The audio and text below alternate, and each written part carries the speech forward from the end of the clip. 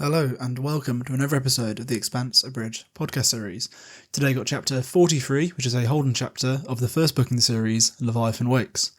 Off the bat, I want to point out to my 4 regular listeners, the boys, the creme de la creme of all Expanse-based society. I think you're in Stockholm, according to the analytics on Spotify. But, just get involved. Drop me a comment. Hop on a trolley. Come deliver me a letter, just get involved, shout up. I want to get some kind of engagement going, and I also want to know what I can do better and what you want more of. So do let me know, particularly because we're getting to the end of this book and I'm going to do more. So anyway, we join Holden. So they've gone to Fourth Station, they've killed all the weird baddies. Miller popped a cap in the ass of Dresden, who was kind of the big baddie, one of the big evil guys, and then he had to make his own way home. Now he's all being depressed and wandering around in circles, while Holden is getting his shit fixed and having like a pimpin' apartment. But the most important part of this chapter is it's the chapter when Holden finally gets laid. That's what we've all been caring about. We've had 44 chapters so far, and now Holden, he gets what he wants. He gets some gash. So anyway, they kind of open up with Rocinante. It's getting fixed by someone called Sam. Sam is she's the team leader fixing the Rocinante. She has blue eyes, a small mouth, and a heart-shaped pixie face, and a mop of red hair pulled into her bun. Amos has been trying to fuck her for ages, but hasn't succeeded. But she has a surprisingly deep voice and uses phrases like boo-boo and getting a gold star. So Holden's it puts Holden off because it's quite a big contrast. But anyway, she's really good at her job, she's fixing it, and Holden's telling Fred how good she is. And they're about 90% done, and their ship should be finished in 2 days so they can fly away. And she gets along really well with Naomi, and Naomi's been spending more time with Sam and her Taiko people, because they're all kind of proper belters who like ships, and that's all the shit Naomi normally does. We get a sentence Holden hated to admit it. We get a sentence with Holden. It says Holden hated to admit it, but he missed being the only social circle Naomi had. When he did admit it to himself, like now, it made him feel like a creep.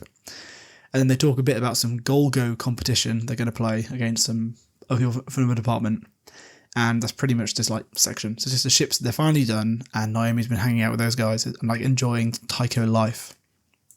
And we return to Holden. We follow Holden, and he goes home, and we get an update. So he's living in this big apartment complex. He's got 3 rooms to himself, a bath, a kitchen, his own kind of bedroom lounge, and normally on a station like say Ceres, where we were previously, or where Miller started off there. Yeah. Anyway. You'd need to be a governor and a shower every day. He's making fresh coffee himself. It's like luxury that was just unthinkable anywhere else. And you kind of he's a bit bored. He flicks on the TV, and Earth is still attacking Mars, or at least maintaining the blockade.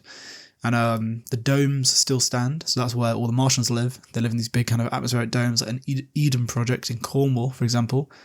And the Martian Navy's flying back, because the Martian Navy was all deployed to the belt to kind of attack the OPA and maintain control there.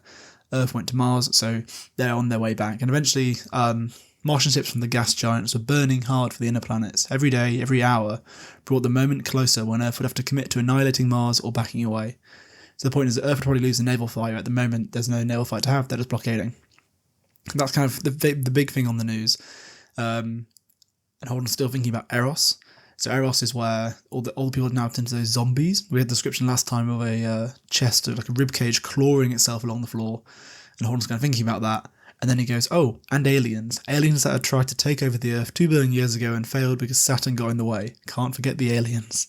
So all these things are going on in Holden's head, and he's quite overwhelmed. So there's intergalactic war that he started with his public announcements. There's kind of cosmic horror happening on Eros, which he helped kind of instigate by finding Julie Mao's body, and Dresden said that 2 chapters ago. And also he's found out aliens exist, which is pretty big. Huge, if true. And there's aliens, and they try to take over the Earth. So he decides to have a shower. And while he's having a shower, we get his jaw started aching. He realised he was gritting his teeth. He turned off the screen and threw the remote onto his bed in the next room. And the door rings. It was Miller. He was dressed in a rumpled grey suit he'd probably brought from Ceres, and was fumbling around with that stupid hat. And Holden's like, hell, what the hell do you want? And he's immediately very angry. And Miller is actually standing there in the door, his hat in his hands. And Holden starts taking the mick out of him for it. So Holden waited a moment, staring up at the lanky detective. He quickly gave up. He probably outweighed Miller by 20 kilos, but it was impossible to be intimidating when the person you were staring down was a foot taller than you. Holden didn't wait for a reply. He just closed the bedroom door and sat on the bed. He and Miller hadn't exchanged more than a dozen words since returning to Tycho. So he kind of brings him in, offers him coffee, then goes to get some clothes on. It's interesting when you get like he and Miller hadn't exchanged more than a dozen words since returning, because as far as we know, they hadn't actually spoken to each other at all. So I'm not sure if that's a bit of an odd one from the author, because like you think we would see if they'd spoken at all. He's spoken to Naomi, but like last chapter, but by that point he hadn't actually spoken to Holden. But anyway, so they have a little chat now, a little heart to heart, and apparently Holden makes good coffee, which is always good to know. So Holden's like, I mean, is this the conversation where you tell me how you were right to shoot an unarmed man in the face, and I'm just too naive to see it? Miller opens up with actually, and then Holden goes, I fucking told you, surprised to feel the heat rise in his cheeks. No more of that judge, jury, and executioner shit. And then they kind of interrogate a bit more. Miller just goes, yes, I did do it. And Holden asks why. It says he was going to get away with it. Holden's like, no one can get away with that. You can't kill 1.5 million people and get away with it. Miller tries an anecdote, and then Holden goes, stop, I don't care. I don't want to hear any more of your stories about how being a cop makes you wiser and deeper and able to face the truth about humanity. Which I think is a good kind of like description of a lot of Miller's rationale. Like he says he's a cynic, you can see it. And I think it's interesting when you think like you can just see through that facade and be like, you don't get the right to choose that. It's kind of Holden's point, like his righteousness. It's like this, like he's done too much. Holden does believe that this man, despite all his power and stuff, that he just can't get away with something like this. Which I kind of inclined to believe that is naive, given all the description he had said last time. And then Holden contrasts Dresden. It says Dresden and his protege buddies thought they could choose who lives and dies. That sound familiar? And implies that this is all revenge for killing Julie Mao, to which Miller is like can barely deny. He says, it wasn't revenge, Miller said, a little too hotly. The Miller kind of explains his big reasoning for doing it. He says, he wasn't talking us into it. He was talking us into it, Miller said. All that about getting the stars and protecting ourselves from whatever shot that thing at Earth, I was starting to think that maybe he should get away with it. Maybe things were just too big for right and wrong. I'm not saying it convinced me, but he made me think maybe, just maybe. And for that you shot him? Holden said. I did.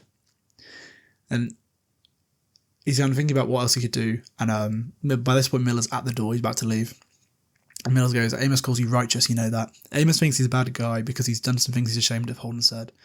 He doesn't always trust himself, but the fact that he cares tells me he isn't a bad guy. And then he looks into his soul, sees the stains and wants to be clean. But you just shrug. This isn't about Dresden, it's about you. I can't trust you around the people I care about. Holden stared at Miller, waiting for him to reply, but the cop just nodded sadly, then put his hat on and walked down the corridor. He didn't turn around. That's kind of their goodbye. And I think it's kind of bang on from Holden, kind of his internal reasoning of like why you can't trust him, etc. But it is always sad when you think Miller is almost like this poor dog who just keeps getting kicked around, and he's kind of right in the cynic's way, but no one wants to be right for that reason. And he's basically just gone, like, his autism's too powerful and he can't explain himself. And Holden kind of reflects on Miller a bit more. It says, the truth was, Miller made his scalp cruel every time they're in the same room. The cop was like an unpredictable dog that might lick your hand or take a bite of your leg. He thought about calling Fred and warning him, but he called Naomi instead. So I think that's kind of the last time they speak for a little while. Now, this chapter anyway, so he's kicked him off. And instead, Holden goes to speak to Naomi. So he finds him in a bar, the same bar as before, and they're playing this game called Golgo. Apparently it's a cross between darts and soccer, which I don't understand at all. I assume there's some element of like 3D target hitting. Anyway. He says to Naomi, Miller freaked me out a bit. He wants you to absorb him, I think, said Naomi. Because I'm righteous, Holden said with a sarcastic laugh. You are, Naomi said with no irony. I mean, it's a loaded term, but you're as close to it as anyone I've never known. Then Holden kind of has a little rant to himself. Says, everyone who's tried to help us, or that we've tried to help, has died spectacularly. This whole fucking war, Captain McDowell, Becker, Aide, Shed, yeah, obviously Shed, he's our favourite character, as we all know, the medic. He had a sudden lump in his throat. Then Naomi grabs his hands, and he goes, I need a win, Naomi, I need a win. And so Naomi goes, you're cute when you're being noble, but you need to stare off into the distance more. You're making fun of me. Yeah, I am. Want to come home with me? Holden started then stopped, and stared at her, looking for the joke. Naomi was still smiling at him, nothing in her eyes but warmth and a touch of mischief. I said, don't tell me you love me to get me into bed, but I also said I've gone into your cabin any time you asked over the last 4 years. I didn't think I was being subtle, and I'm sort of tired of waiting. Holden leaned back into the booth and tried to remember to breathe, which is absolutely adorable from our boy Holden. She says, you okay, sailor? And then she says, I've waited weeks for you to get your nerve up. The shit's almost done. That means you'll probably volunteer us for something really stupid, and this time our luck will run out. If that happens, without us at least giving this a try once, I'll be very unhappy about it. It's simple, Jim. It's a yes or no question. Then Holden says yes, and the chapter ends. So our boy, he finally gets in there. He finally gets in there by opening up and going, Naomi, I need a win, please. And it works, Should it work? Up to you. But it is cute. And it's cute seeing how Holden manages all these kind of things bouncing around him. And all these things he's caused, all this war going on, how he's kind of bringing it on himself. He feels bad for the way he's treating Miller, but he has to kind of follow his code. Like a man's got to have a code. And when it's all going on, he needs to rely on Naomi. And I guess this is the point where Naomi's kind of opening up, seeing how much kind of pain he's in, and someone he can rely on. So it's nice them kind of going forward like this, as we've always wanted anyway. So I hope you enjoyed that as much as I did, and I hope you have a lovely week.